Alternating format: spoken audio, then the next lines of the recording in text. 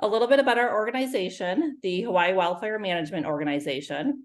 We are a nonprofit that serves statewide and across the Western Pacific region. We have been around for more than 20 years, since 2000.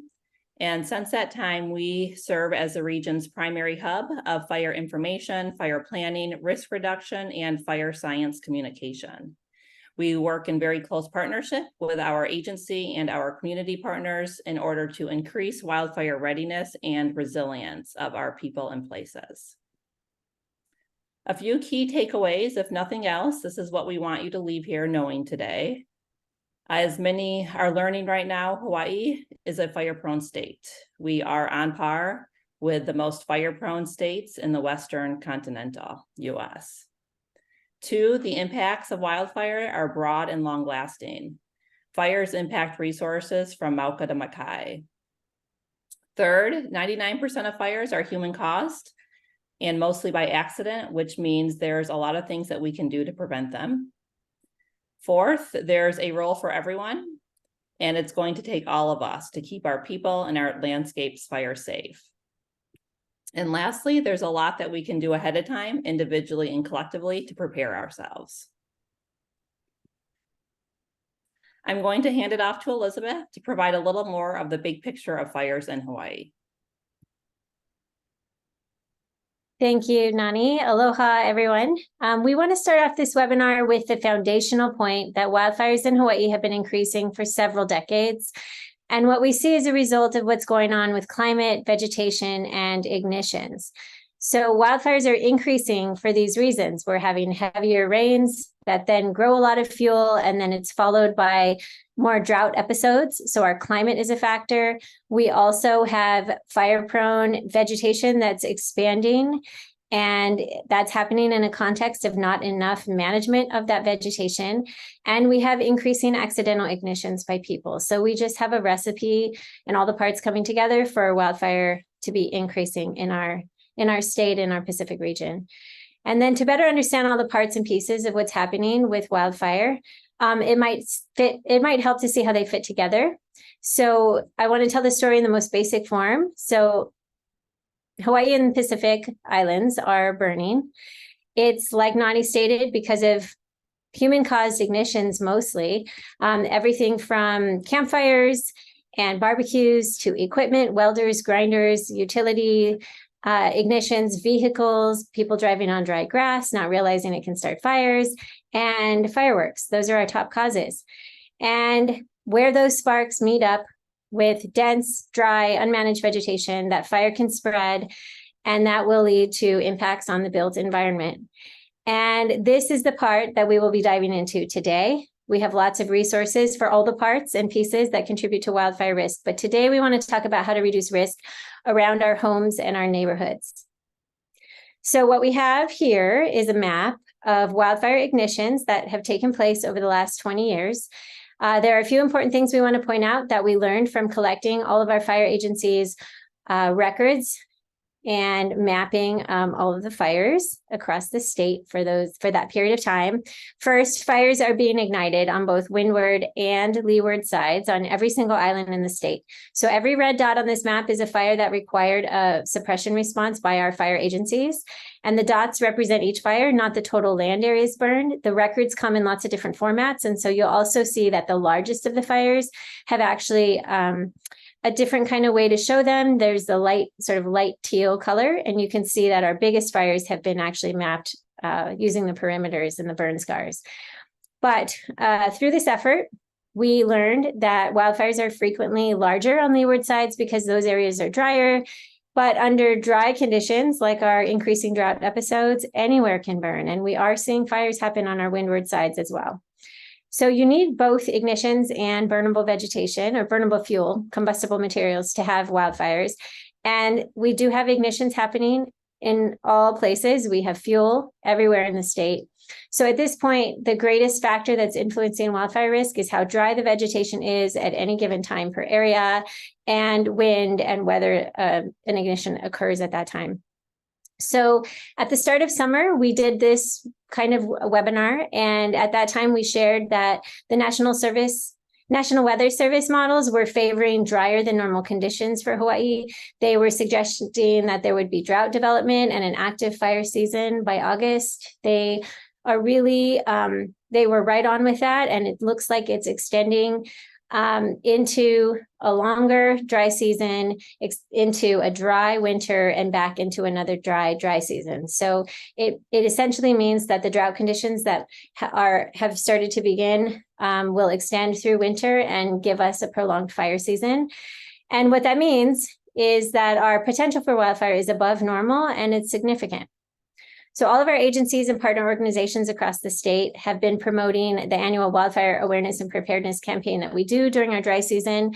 We call it Wildfire and Drought Lookout, and that is so that everyone can be aware and stay informed about what you can do to prevent fires from happening and prepare ahead of time.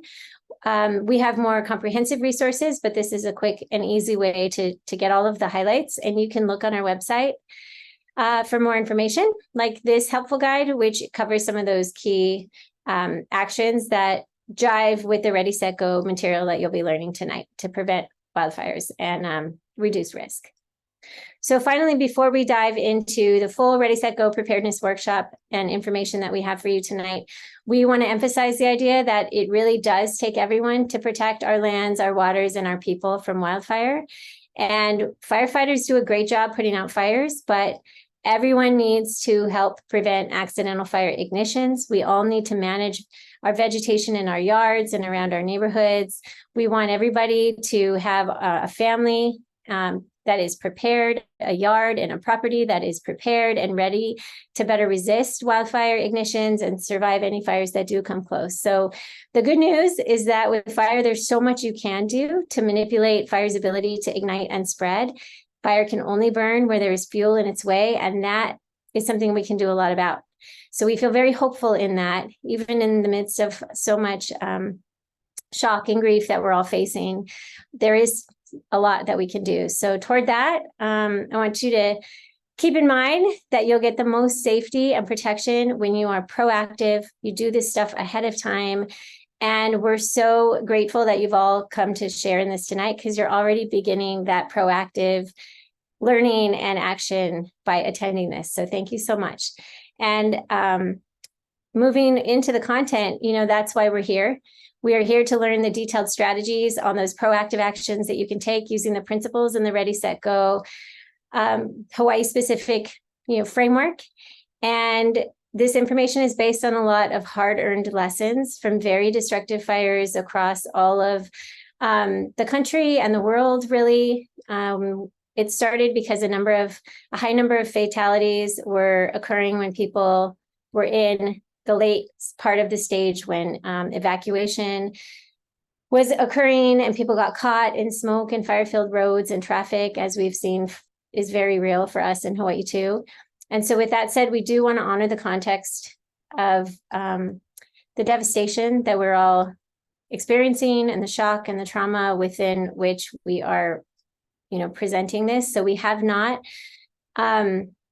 we've opted to use photos that are not from recent examples on Maui or Hawaii Island. Instead, we're using photos and examples that are from areas outside of Hawaii, just for sensitivity's sake, but it does still show the preparedness strategies for educational purposes, and we're just doing it in as sensitive a manner as possible. So what you'll learn today covers the entire timeline from before fire season all the way through a fire event, if that should happen, so that you can maximize your chances for safety for your home and yard, and most importantly, for your family and your neighbors. So with that is our, foundation, and we'll build from there. And I'm going to hand it off to Nani to just go ahead and dive in with the Ready, Set, Go strategies. Thanks, Elizabeth.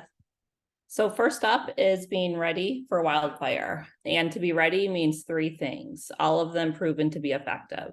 One, by creating defensible space around your home, which really emphasizes managing the vegetation. Two, by hardening your home, making sure that your home is made of fire-resistant materials and is designed with wildfire in mind. And three, by making and practicing an evacuation plan. Again, these are the ready portions of the larger ready, set, go approach. And you're going to notice that ready is the longest portion of today's presentation.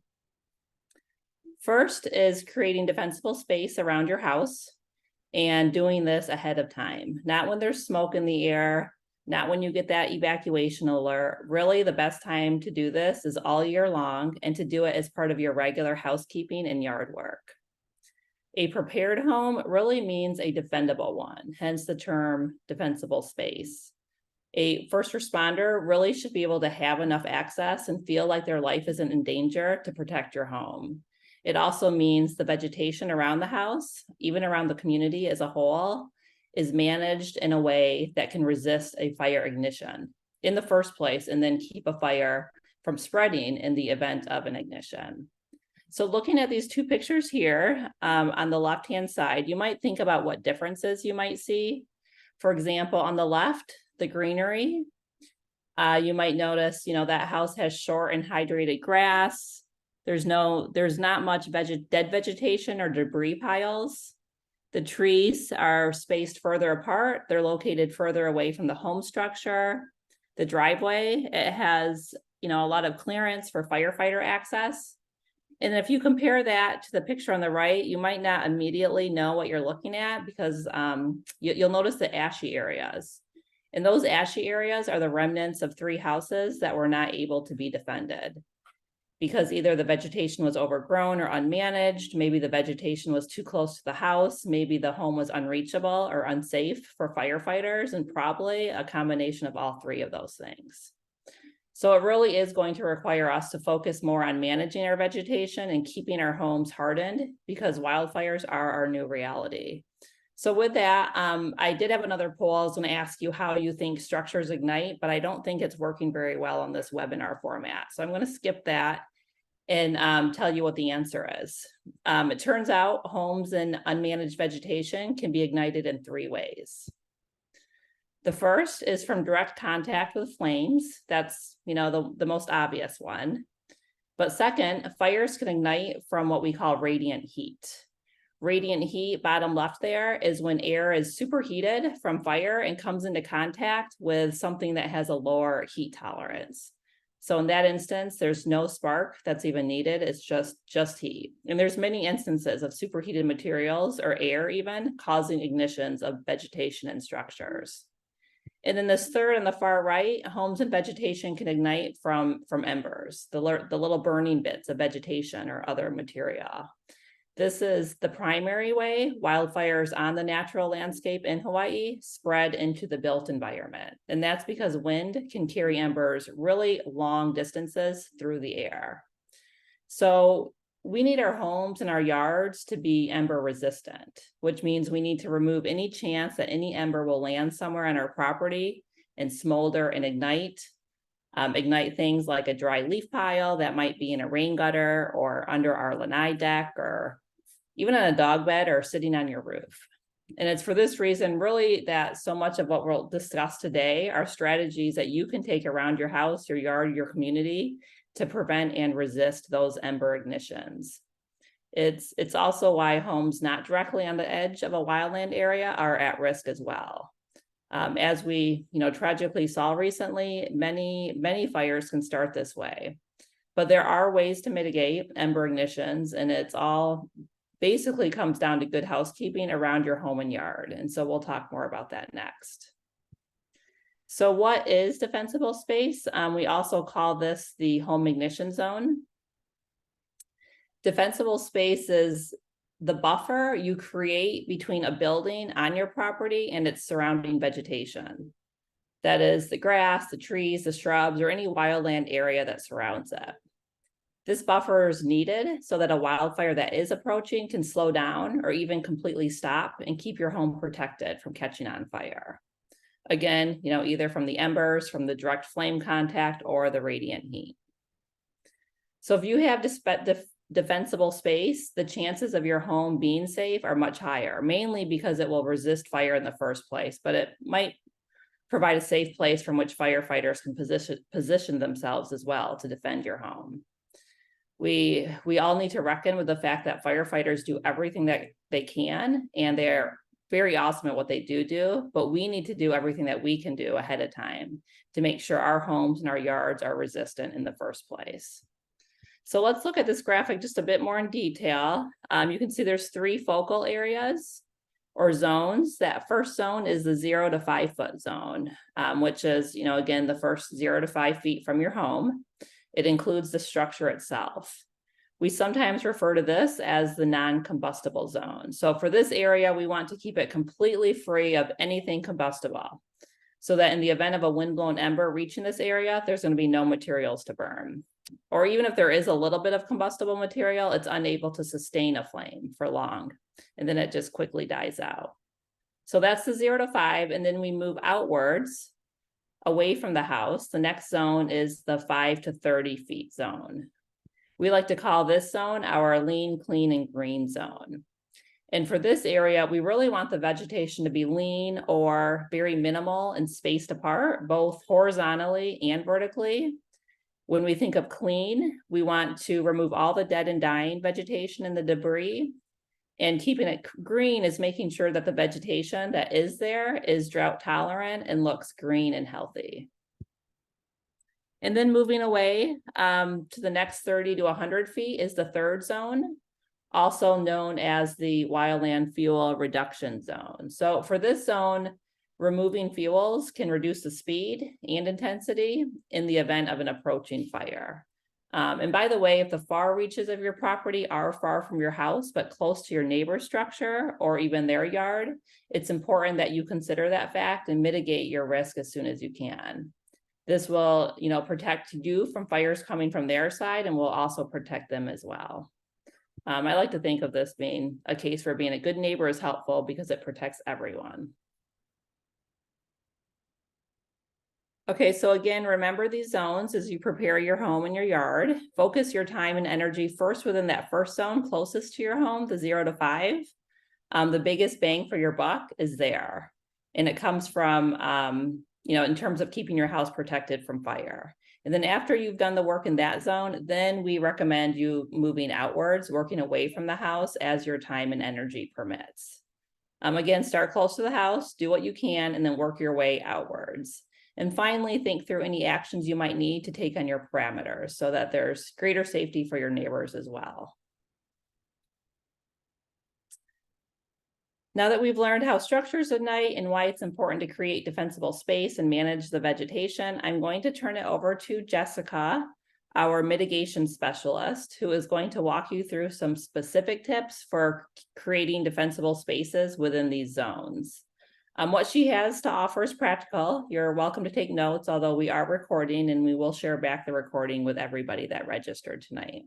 So again, these actions are things that you can take the next time you're outdoors doing your yard work. So I'm going to hand it off to you, Jessica. Thanks, Nani.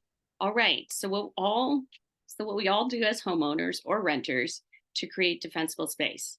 Let's start with tips for creating defensible space within the first zone, the zone closest to your home, those first 5 feet.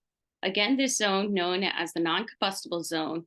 So it's really important that materials within this zone be resistant to ignition or non-combustible.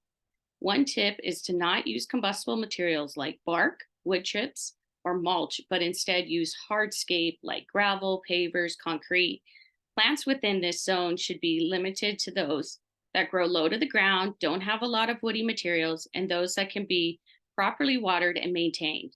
This kind of landscaping is considered xeriscape landscapes because the plants need little to no water beyond what the natural climate already provides, thus resulting in fire resistance. Another important tip within this zone is to remove all dead and dying plant materials. We're talking weeds, grass, plants, shrubs, trees, branches, any vegetative debris that is already dying or is on its way out. That means you'll also have to check and possibly clean on a regular basis your roofs, gutters, lanais, porches, stairways, underneath posts and piers in order to remove debris that could potentially ignite from embers. Check your propane tanks, make sure they are clear of vegetative debris. Try to limit combustible items on top of decks or lanai, like outdoor furniture, planters, etc. It's been documented that embers have ignited homes by initially igniting outdoor combustible furniture pieces. You can also reduce the ignition potential by relocating lumber and combustible materials away from the home. Final practical tips for this first zone is to replace wooden fences, gates, and arbors that are attached to the home with non-combustible alternatives like fire-resistant vinyl, rock, or metal. You might also want to consider relocating your garbage and recycling containers if they are housed inside this zone, since these receptacles commonly create nooks for ember gathering. Okay, what can we do in that second zone, the zone that is 5 to 30 feet away from the house? Practical tips in this zone should focus on keeping vegetation lean. In other words, minimal and spread apart. Clean, where all the brown and dead or dying vegetation is removed. And green, where the vegetation looks green and healthy and can deal with dry conditions or needs minimal watering. It's important in this zone to remove branches that hang over your roof since these could potentially catch your roof on fire. Remove or prune flammable plants and shrubs to keep that fuel load down. Keep the grass mowed to a maximum height of 4 inches, which will reduce the potential of a fire spreading along the ground. It could even stop fire in its tracks.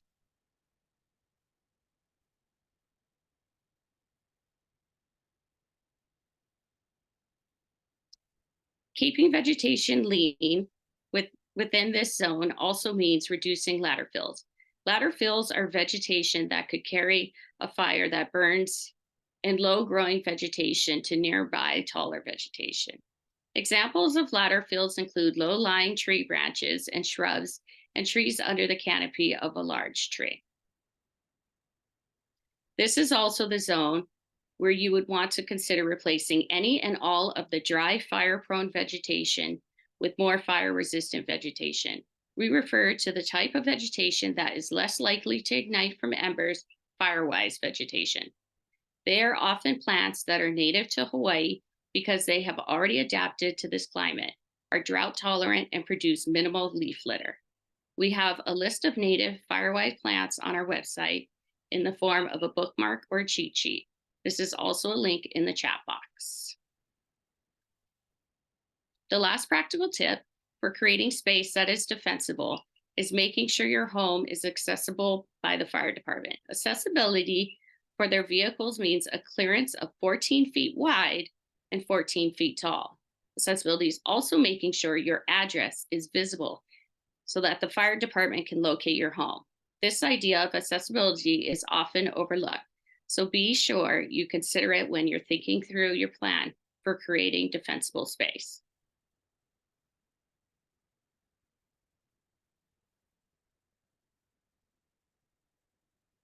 Okay, so let's start with the definition: home hardening. Address the most vulnerable components of your house with building materials and install techniques that increase resistance to heat, flames, and embers that accompany most wildfires. Home hardening is a very important aspect to your home's survivability during a wildfire. Any openings or weaknesses where combustible debris accumulates or where embers can get into your home can result in a structure fire that starts from the inside out.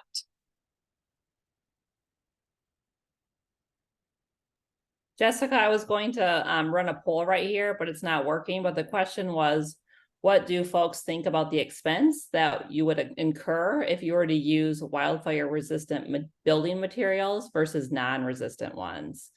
And some of those options were, it's way more expensive, maybe it's comparable, maybe it's way cheaper, you just don't know. And what I wanted to remark on that is the answer really isn't that simple. Like starting a new home from scratch with all non-combustible building materials is the best way to go, but most of us are having to do retrofits on our homes. And depending on the retrofit and the materials that we choose, the prices really do vary. For instance, right now, I know the price of wood is really high. So if you're going to replace your wooden fence anyway, you may as well do it with something cheaper like cinder or rock, and then it's more fire resistant as well. So everything kind of depends on the work you're doing and the market prices. But one thing we can guarantee is that anything you are able to replace or have be non-combustible, especially your roof, the siding, your fences and walls, it's still worth it. We always say every replacement reduces risk and helps a home withstand fire. Okay, let's dive a little deeper to specific ways to harden your home. The left side of the house on this infographic has used building materials and installation techniques that increase this house's vulnerability, or said differently, it reduces its survivability to ember ignitions. On the other hand, the right side of the house depicts building materials and installation techniques that harden the home and increase its survivability.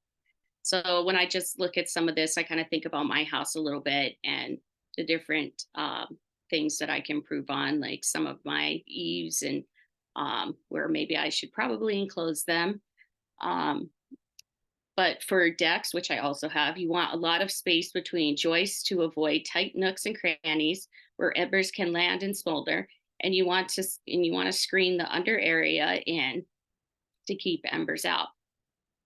I'm going to play this video. It is from the Insurance Institute of Business and Home Safety's Research Institution. This house is a simulator, I think in North Carolina, where they can conduct highly realistic wildfire simulations to explore how ember storms ignite structures. Watch this. You can see here the real life footage of a house where one side has been hardened with non-combustible building materials and the other side is not hardened.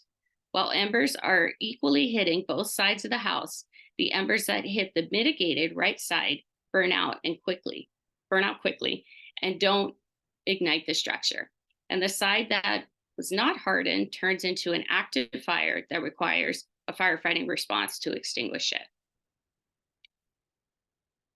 Going back to the Ready, Set, Go handbook, in the middle of it, the centerfold, you'll find this 2-pager from Hardening Your Home. It walks you through every aspect of the housing material and installation procedures for how your house can be hardened and better protected. It is critical to remember that home hardening requires you to think about anywhere embers could possibly get into your home. This includes any and all gaps and cracks, the uncovered vents, and anywhere leaf litter and other debris might accumulate. We usually see the homes ignite when embers get into the crevices and into the house. Home hardening can be done during the original build, which is obviously preferred. Or, of course, it can be done as a retrofit later on. Before we leave this section of defensible space and home hardening, I just want to quickly share about the FireWise USA program. This is a national program led by the National Fire Protection Association, and HWMO serves as the regional coordinator of the Hawaii chapter. And we do this in partnership with our State Division of Forestry and Wildlife. This is a community program for neighbors to work together to reduce wildfire risk. The program provides a national framework to help residents get organized, find direction, and take action. To learn more, please visit our website. For those living in FireWise communities, you can apply for a free wildfire home assessment. These assessments are one-on-one consultation between you and a trained volunteer home assessor, so that you can get your house and yard mitigation recommendations that are individualized and tailored to you. So please go to our website, hawaiiwildfire.org/home-assessments, and someone will drop a link in the box for you.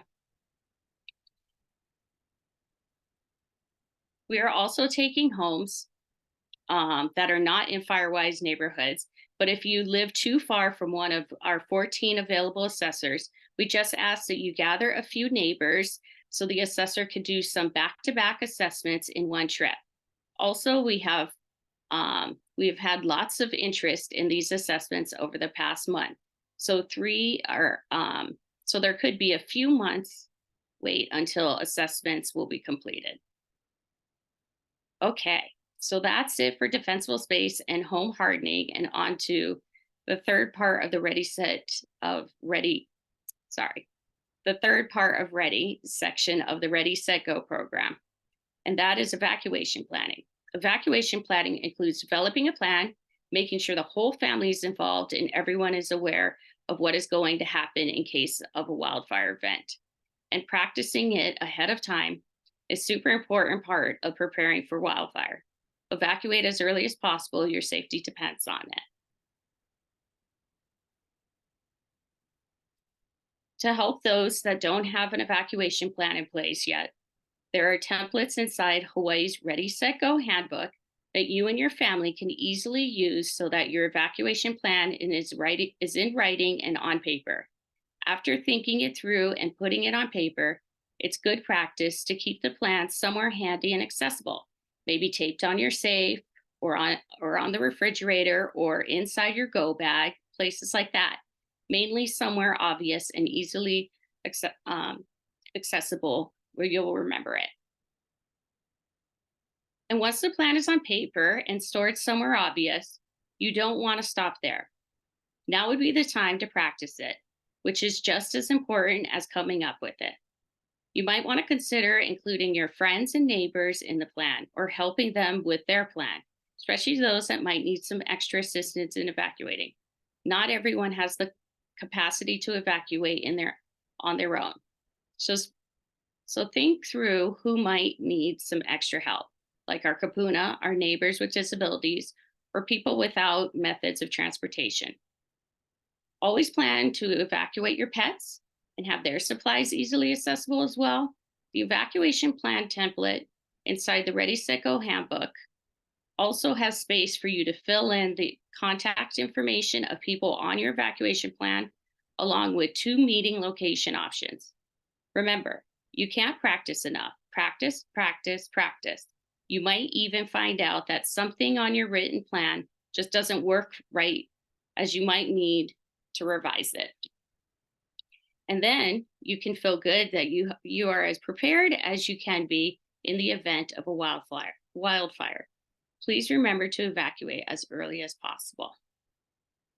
And that's a wrap for the Ready portion of Ready, Set, Go handbook. And I'm going to hand it off to Elizabeth to take us through the Set and Go portions. Okay, thank you, Jessica. And like Jessica and Nani mentioned earlier, while the Ready portion is longer, it has all of the things for your home, your yard, and your family readiness. The portion of Set and Go are, they take less time and they take less money, but they are equally essential to safety and preparedness. So when we say set, what we mean is maintaining situational awareness, which means paying attention to what's happening around you.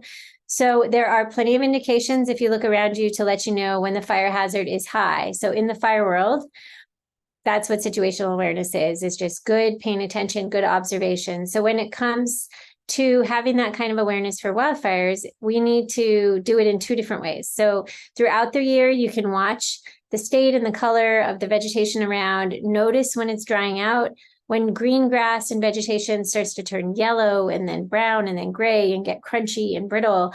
As it's going through that cycle or that process, let that alert you to the increasing fire hazard and allow it to get you to hustle you into taking the preparedness actions that Jessica went over earlier. Ideally, you would be doing it all year long as part of your good housekeeping, but if you have more to do, allow that awareness of what's going on with the seasons and with drought to inspire you into action.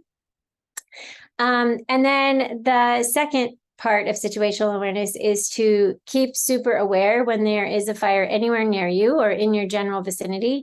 So during a fire and throughout the day, the winds will change directions and they change speed. And of course, it's going over topography and a lot of things are constantly changing when it comes to fire. So don't assume that because a fire or smoke looks really far away or because the wind is blowing fire away from your neighborhood or blowing it uphill or something like that, that it's going to stay that way. Stay alert, be aware, and be super vigilant in maintaining awareness about the status of that fire. And, at first, like I said, fire can look like it's blowing uphill and away from residential areas, but then when winds change, which can happen over minutes or hours or days, the fire and smoke can travel in the opposite direction and directly threaten lives and safety and homes and structures. So just know, and as we've seen, recently fires can move really fast. They can change direction often. Sometimes they're going in multiple directions at once. We've seen that several times on Hawaii Island. So stay observant, track it with your own senses. I see smoke, I smell smoke, I feel wind. All of those really actually matter. And then also track it through formal emergency notifications and updates through proper and official channels, so that combination of factors will help you and your family to remain prepared and aware of what's going on so you can make optimal decisions. Now, remember, fires don't just happen from direct flame contact like Nani talked about, but also from superheated air and from embers that are floating in the wind that really can travel miles and ignite whatever they land on. So that could be roof gutters, green waste piles, the nooks and crannies of your home and your roof.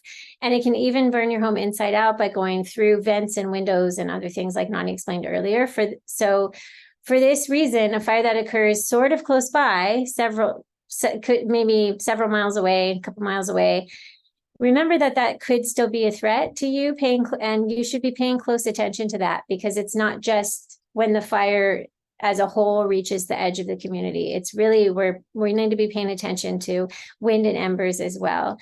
So you don't have to live in constant fear and panic. This isn't to encourage you to be like that. It's just encouraging you to pay attention and use your own critical thinking and your informed sense of how fire works and what to be on guard for, to track what's going on and decisions you might want to make. And that leads us into the go portion of Ready, Set, Go, which you can see here. There's a video. I'll talk over it. We don't need the sound. It's a video of a driver that was documenting their escape, probably too late, from an ember storm. And if you're interested, it was in 2016 in Alberta, Canada. Again, we're showing footage from places outside of Hawaii, out of sensitivity, but we do know that evacuation scenes are similar all over the country, including here. So you can watch this video. And what we want you to really notice, because not everyone has actually been in this kind of situation, notice that it's smoky, notice that it's hard to see. Keep in mind that even while the other cars are moving slowly, inside people's minds and hearts are racing. They're often scared. That can sometimes lead to medical issues and accidents on top of the traffic that's already putting you in harm's way. So we show this because a lot of people think they're going to wait to the last minute, or they're going to do their ready portion after they've been told to evacuate. There's a lot of different kinds of things that happen. We don't want you to become a search and rescue. We don't want you to be stuck in traffic. We don't want you to be using resources that could be going to the emergency response opportunities. So what we're asking is that you keep the roads, is that everyone evacuates early. So help us by leaving early and keeping the roads as clear as possible for emergency responders. Get out as early as you can before the stress of everything piles up and your options are limited. So ideally, you've been paying attention all day, all season, and then all day, and you're ready. You did all the ready things. Your house is ready. Your yard is ready. Your family is ready. You've been using your situational awareness. You've been tracking what's happening. You are aware that fire season was upon us. You are aware that it's windy. You're aware that it's dry. You're aware that there maybe is a nearby incident that's happening. And you can use your own judgment to leave early, way before anyone even tells you that it's required. And you can go with the peace of knowing that you and your family and home are as prepared as possible, because you did all that preparedness work way ahead of time throughout the year to make your home and your yard ignition resistant. So the point here is, please leave early. Just go. This is a recommendation that comes from International Association of Fire Chiefs. It's also the Hawaii recommendation. It's based on analyses and lessons learned about how we can best reduce risk, especially given our subdivision designs and all the other factors that we face. We do know across the world, the majority of fatalities occur during congested evacuation traffic. So keep in mind that we also need to keep roads clear for emergency responders to get into the area so that they can defend it. And if you do leave early, ideally way early, before an evacuation order is even issued. You can always return home later if it's not necessary and it was kind of a nothing. That's your insurance. You know, you could go shopping, you could go to dinner, you could go to the beach, whatever. But the safest place is far away, outside of any high traffic evacuation areas. They're really stressful. It's the last place you want to be. So the go portion of Ready, Set, Go is not just get out or evacuate when you're told. And please don't think that you'll be personally told and escorted and your bags will be helped. You'll be helped to pack. We don't have personnel for that. And it's just way better if you've done all that work ahead of time. And it's not okay to really wait till the last minute unless that's your only option. But we recommend that you go early, if possible. So that said, you know, we also want to make sure you're staying alerted to the actual evacuation orders that are issued following the directives given by the authorities who are coordinating the safest exit and shelter plans given the situation. That's the tricky part. Fires are different every time. So there's no set standard on where everybody is exactly going to go at what time and at what distance the fire. It has everything to do with wind, fire behavior, and really what's going on that day. So we strongly encourage you to sign up for your county's emergency management or civil defense notifications, as those agencies are the ones that will be coordinating and issuing the directives and the information. So Nani's going to paste a link for you, or maybe she has in the chat box, so that you can sign up today to get those emergency notifications if you're not already getting them. So please use your gut, your spidey sense, this information, the rest of what you continue to learn by participating in Ready, Set, Go and all of our other programs, and use the official and reliable information to know what's going on and what you should do. So with that, that concludes the Ready, Set, and Go portions of the Ready, Set, Go program. And everything we've mentioned today is the tip of the iceberg, and it coincides with all the deeper detailed material that you'll learn in the Ready, Set, Go action guide. So I want to summarize what we've gone over today. And we're also challenging you calling you to action to go ahead and start employing some of those strategies around the principles that you learned today with your home and family and around your yard and community. So that is to have your yard ready with defensible space, have your home hardened with non-combustible building materials, and have your family prepared well in advance of the fire. And have your evacuation plan not just completed, but practice. Include neighbors who need help in planning and practicing. Remember to plan for your pets as well. And then we want you to be set. So stay alert throughout the year, throughout seasons and droughts, and noticing when things are getting dry. And then also practice awareness by staying alert during any nearby wildfire incidents. And then finally, go. I know I harped on this really strongly, but this is really important, that to leave early, if at all possible, if there is a wildfire event nearby. Just pay good attention and use your own critical thinking for that. So if you follow these recommendations, you can at least have the comfort of knowing that you've done all you can, that you understood the best you could of how it all works and what you can do ahead of time, and also that you feel empowered with the agency to actually reduce risk and get yourself and your area safer. So the comprehensive Hawaii specific Ready, Set, Go handbook is available digitally on our website.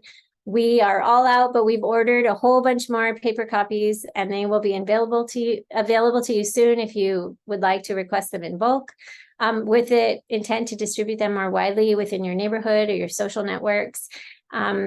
And Nani's going to post that information in the chat box. You can also go to hawaiiwildfire.org, our website, and you can find it there. So with that, I think I want to send it off to Nani, and she can wrap this up for us. Thanks, Elizabeth. And also the Ready, Set, Go action guide can be found on the front page of the Honolulu Fire Department website as well. And they're going to be distributing paper copies to each of the fire stations. Like Elizabeth said, we just ordered another bulk order. So if you want to help us distribute them across your networks, we're happy to accept, let us know and we can process that request, but it might be a little delayed since we ran out recently. So thanks again. You get a little bit of your time back tonight. We're wrapping up early. But mahalo to each of you for showing up today and learning what it is you can do to be prepared. It really does take all of us to keep our families and our communities wildfire safe. We do have tons of resources on our webpage, again, hawaiiwildfire.org. We also have our Pacific Fire Exchange website as well. You can follow us on social media. You can subscribe to our newsletters. And that way you can stay up to date on the latest and greatest wildfire related news, tools. We are hosting a lot of various workshops and events, and just keeping folks updated on all the available resources and programs. So again, please subscribe to our newsletters or follow us on social media. And as a very last slide, we want to say once more that there really is greater protection for the entire community when everyone participates proactively. You know, by taking actions around your homes and around your neighborhoods and with your neighbors, it really does add up to keep us better protected. So thank you again for joining us and for doing your part. We want to thank our various partners and our friends in this work as well. We have our county and our state fire agencies, our emergency management folks, our first responders, the CERT community, our FireWise communities, especially the resident leaders and their community ambassadors. We have our natural resource managers, our watershed partnerships, our elected officials, the list goes on. So it really does take all of us doing this work together to make a difference. Thank you again, and please reach out. We will put our email address in the chat box as well, and we look forward to seeing you at a future time.